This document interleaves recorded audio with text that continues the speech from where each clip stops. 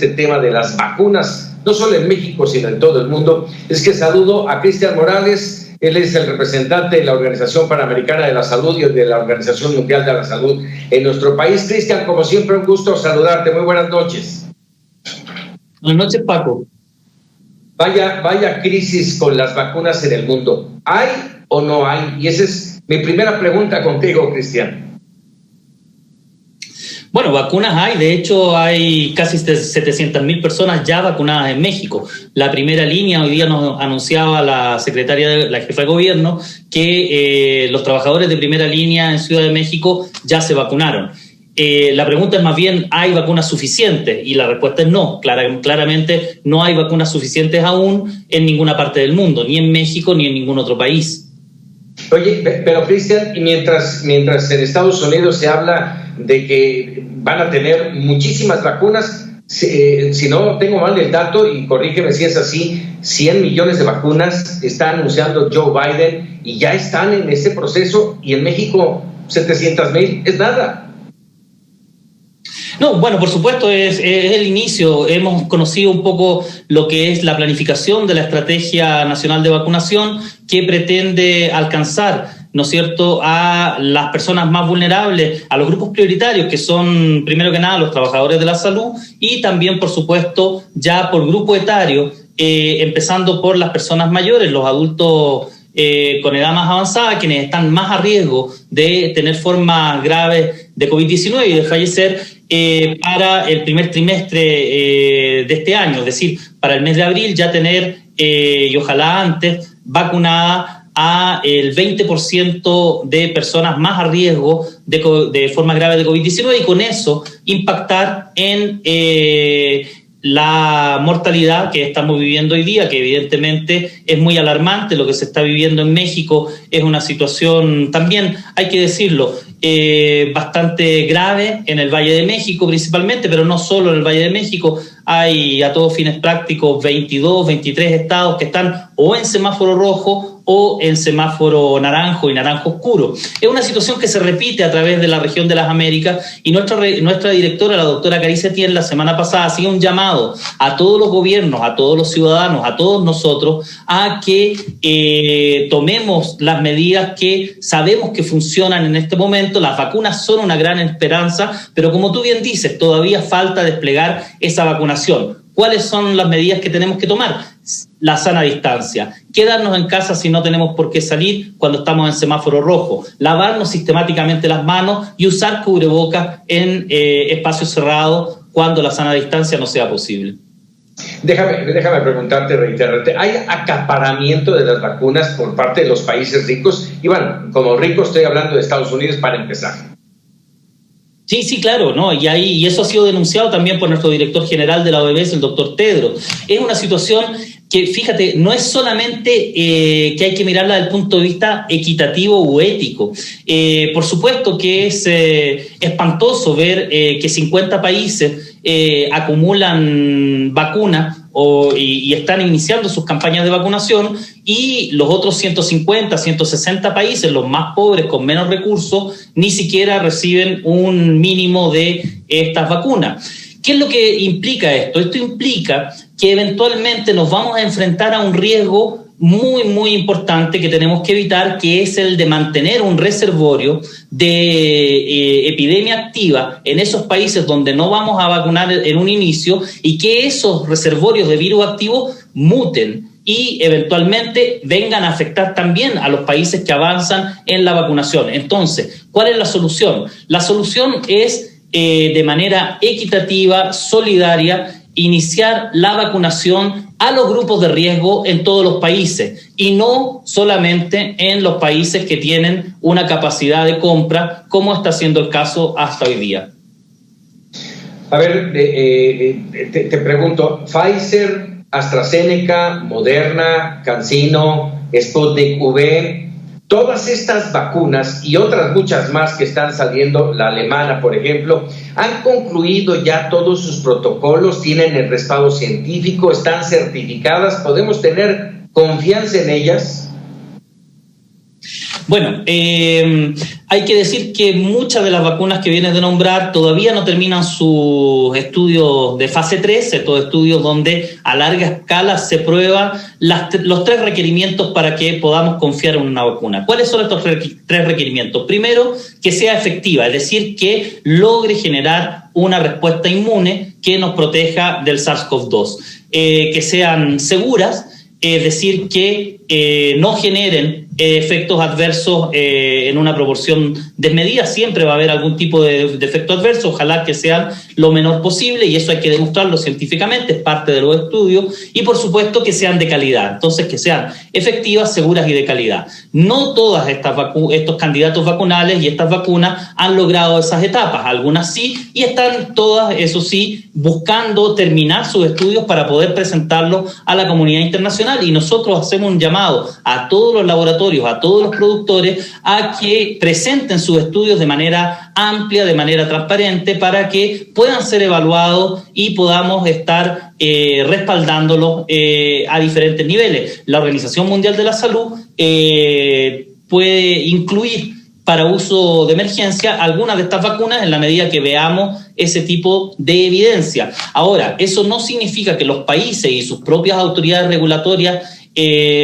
no puedan adelantarse por diferentes situaciones, incluyendo la intensidad de la epidemia, y tomar sus propias decisiones para ir adelante con la evidencia que los laboratorios ponen a su disposición.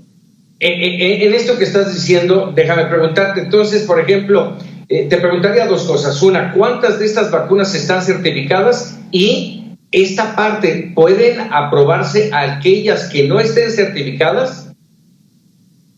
Bueno, cada país es soberano y tiene la capacidad de decidir a partir de lo que considera su autoridad regulatoria, en este caso, en el caso mexicano, es la COFEPRIS, la que puede evaluar, por supuesto, de manera autónoma la evidencia que se le presenta y de esa manera dar pie a autorizaciones de uso de emergencia. Y eso es muy importante entenderlo. En todos los países se están autorizando algunas de estas vacunas para uso de emergencia. ¿Qué significa esto? Significa que en la medida que la vacuna se va desplegando y que se va inmunizando mayor cantidad de gente, también se van evaluando sus efectos. Y esa utilización en situación de emergencia, entonces, implica un análisis recurrente de los resultados que se van obteniendo, pero con una cierta garantía de seguridad, efectividad y calidad.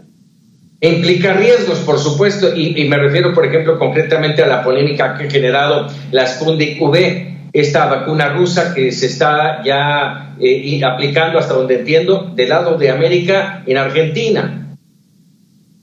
Se está aplicando en Argentina, se está aplicando en Rusia. Esa es una vacuna que aún no termina su estudio de fase 3, pero que prontamente esperamos que se presenten a la comunidad científica mundial, ¿no es cierto?, los resultados de este estudio de fase 3 y podamos evaluar la evidencia que se presenta de manera objetiva, ¿no es cierto?, para poder estar seguros que es una vacuna, esa y otras, ¿no es cierto?, que son vacunas eficaces, seguras y de calidad. Ese es el punto, eso es lo fundamental. Pero entonces, ¿qué tenemos que hacer también en el intertanto? Porque estas cosas van avanzando en paralelo. En la medida que se desarrolla la evidencia, se empieza a hacer la evaluación de seguridad, efectividad y calidad, pero también tenemos que poner en pie unos sistemas de vigilancia epidemiológica y en este caso de vigilancia de los eventos supuestamente atribuibles a vacunas. Ustedes ya van acostumbrándose a esta palabra, a este concepto, la CESAVIS,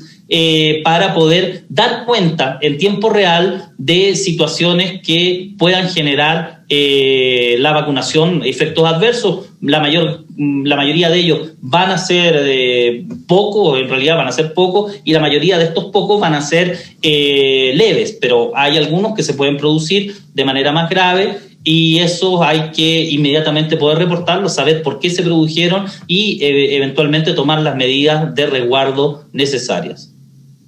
Mecanismo COVAX. Yo te preguntaría, Cristian, ¿cuántos países integran este listado para el mecanismo COVAX? ¿Están considerados, aprobados, van a recibir los beneficios? Y si México está considerado, yo veía ahí algunos documentos y no veía yo a México considerado como beneficiario de COVAX.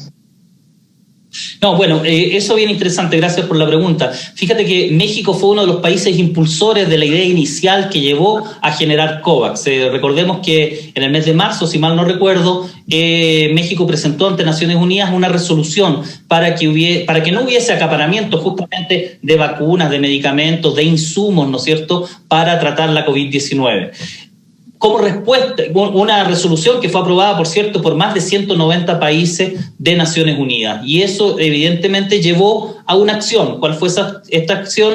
El desarrollo, entre otras, del mecanismo COVAX, un mecanismo solidario para asegurar un abasto de vacunas a todos los países ricos y pobres. Yo decía que esto es importante al inicio de la entrevista y lo reitero, no tan solo por las consideraciones de equidad, las consideraciones éticas, sino que desde un punto de vista técnico, desde un punto de vista de salud pública, es importante que iniciemos una campaña de vacunación en todos los países a las poblaciones prioritarias al mismo tiempo para evitar que se generen reservorios de virus circulante en los países en donde no se está vacunando y que esos virus pudieran mutar. Hay que evitar esas mutaciones porque no sabemos hacia dónde pueden llevarnos, qué riesgo puede contemplar un virus que muta, que incluso pudiera afectar después a los países que ya completaron su vacunación o que la tienen muy avanzada. Entonces, es en el interés de todos avanzar en COVAX. Ahora, ¿cuántos países hay?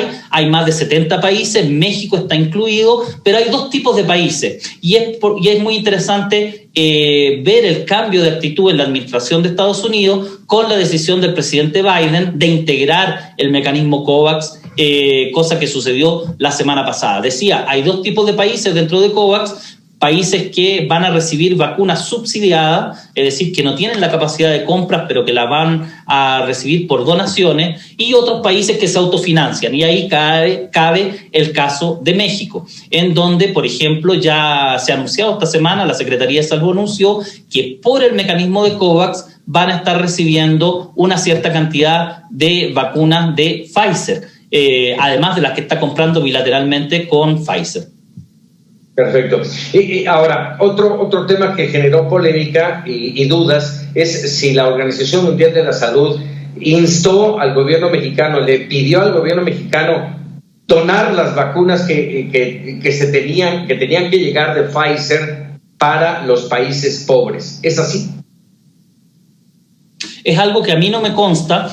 Lo que yo entiendo es que Pfizer, para poder aumentar su capacidad de producción, hizo unas remodelaciones y está terminando unas remodelaciones en su planta en Bélgica, que por cierto es la única planta que está produciendo en este momento las vacunas de Pfizer, para poder incrementar su producción de vacunas. Y esto afectó a todos los países, no solo a México, a Canadá, a Chile, a todos los países de la región de las Américas y también, por cierto, de Europa. Entonces, estamos viviendo un momento en que se están retrasando las entregas. ¿Qué es lo que al mismo tiempo ha sucedido? Es que recordemos que la segunda dosis en el protocolo de Pfizer implica dar una segunda dosis a las 3 semanas. Bueno, el Comité de Expertos de Vacunas de la Organización Mundial de la Salud hizo una recomendación en el sentido de que no se afecta de manera significativa la efectividad de la vacuna si la segunda dosis se pone a los 41 días. Entonces, eso nos da un tiempo suficiente